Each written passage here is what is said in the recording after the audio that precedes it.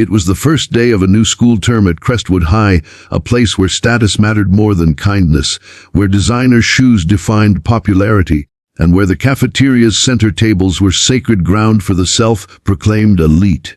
Among them, the leader was Cassandra Blake, the kind of girl who could smile sweetly while breaking your spirit in front of everyone. When she and her clique laughed, the whole hallway seemed to echo, and that morning the hallway buzzed with gossip. A new girl had transferred from another city. Her name was Alina Carter. No one knew much about her, only that she was quiet, polite, and seemed to carry herself with a kind of calm confidence that irritated people who thrived on drama. She wore a simple outfit, not branded. Her bag was clean but not fancy, and her shoes looked worn, the kind of details that Cassandra and her group would never overlook. The moment Alina stepped through the hallway doors, clutching her bag close to her shoulder, whispers began. Cassandra's best friend, Leela, leaned over and whispered, "Who brings a tote bag like that to school? She looks like she walked straight out of a thrift shop." Cassandra smirked, flipping her perfect blonde hair and replying, "Then let's give her a real welcome to Crestwood." Alina didn't notice the eyes following her every move. She was too busy trying to find her classroom. Her voice was soft when she asked a teacher for directions, her smile genuine. But genuine smiles were rare currency in a place like Crestwood. During lunch, when she walked into the cafeteria, trays clattered and eyes turned. Cassandra and her group were sitting at their usual spot, the center table. Cassandra's boyfriend, Ryan, captain of the soccer team, leaned back and smirked. "New girl alert," he said. "Looks like she's lost." Cassandra smiled, that cold, sharp smile, and whispered something to her friends. Moments later, Leela called Elena over, pretending kindness. "Hey, new girl, come sit with us." Elena, nervy and hopeful, smiled and approached. "Really, that's nice of you," she said quietly. She sat down, and for a brief moment she thought she had found kindness. But Cassandra's voice cut through the cafeteria like a blade. "So, Elena, where did you transfer from? Some village school?" The group giggled. Elena smiled nervously, trying not to react. "No, from St. Clair's Academy," she said softly. "Oh," Cassandra feigned surprise. "St. Clair's? That's cute, but honey, you might want to lose that bag. It's, distracting." Leela giggled, pointing at Elena's plain tote bag. "It looks like it came from the garbage." The group laughed harder. Elena blushed, her eyes dropping to her lunch tray. Cassandra leaned closer and whispered loudly enough for everyone to hear, "You know what? Maybe it belongs in the garbage." Before Alina could react, Cassandra snatched the bag from the table. "Wait, please don't." Elena's voice trembled, but Cassandra was already walking toward the trash can in the middle of the cafeteria. With a cruel grin, she lifted the bag and dropped it right into the overflowing bin. Leela and the others laughed hysterically. "There, looks better now," Cassandra said, tossing her hair and walking back to her table. The cafeteria erupted in whispers and snickers. Elena froze, her eyes wide, her hands shaking. Her bag, the one her late mother had given her, was now half covered in greasy paper and food waste. She could barely breathe.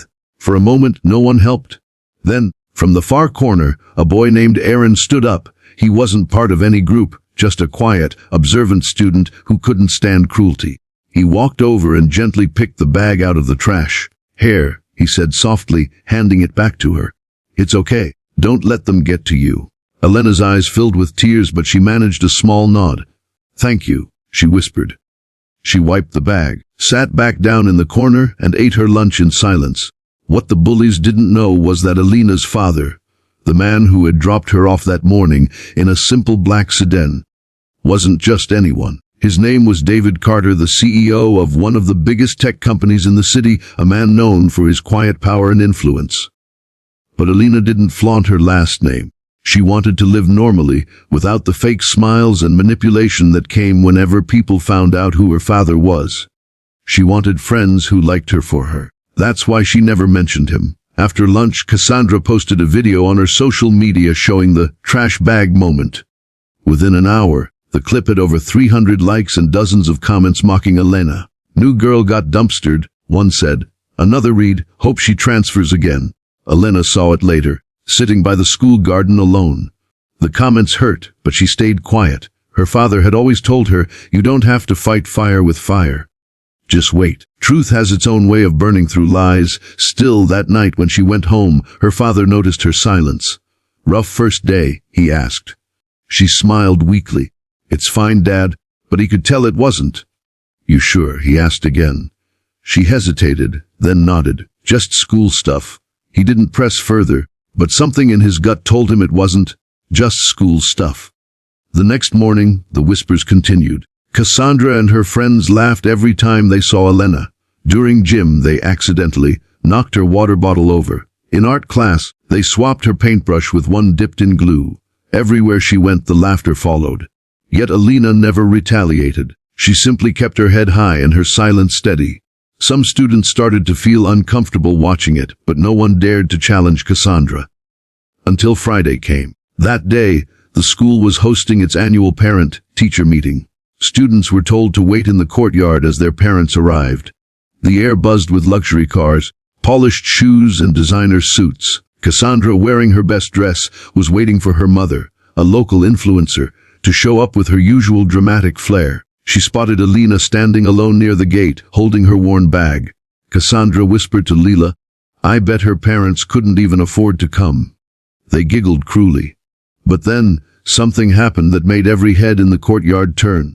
A sleek black limousine pulled up to the gate. The driver stepped out first, opening the rear door. From inside, a tall man in an impeccable suit stepped out, his presence commanding instant silence. His expression was calm, powerful, the kind that made even teachers straighten their backs.